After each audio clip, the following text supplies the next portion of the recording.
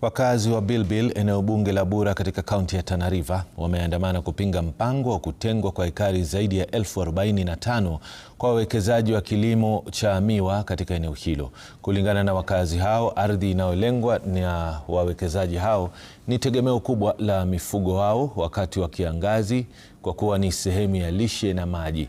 Aidha, wakazi hao wamekataa kuhamishwa kutoka eneo hilo, wakisema hatua hiyo itakuwa sawa na unyakuzi wa ardhi yao. Tunavyojua, kama mambo inatoka kwa serikali inafanyiwa kwa public land, na kama haitafanyiwa kwa public land, then hiyo ni propaganda, ni mambo na wizi, ni mambo na kuibiana, and we are not ready for that.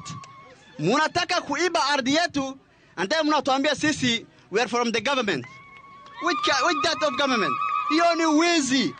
Ndio tunawaambia sisi hatuwezi kutoka ardhi yetu. Siku hii ya leo hapa tumekuja hapa kueleza serikali, kueleza wakaji wa Chewele Ward na wengine wote wenye wanahusika na mambo na investors, ya kwamba sisi kama wakaji tunapinga hii maneno ya investors kwa sababu ya hizo njia na vile wenye wamekuja kufanya investors yao hapa Chewele Ward.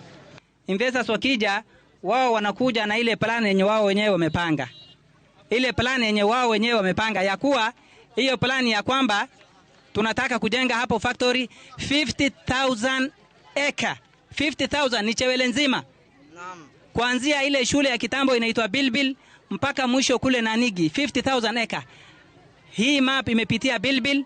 Bilbil sisi ni wakazi hapa, tulikuwa tunaishi miaka 30-50 iliyopita. Watu walikuwa wanaishi Bilbil.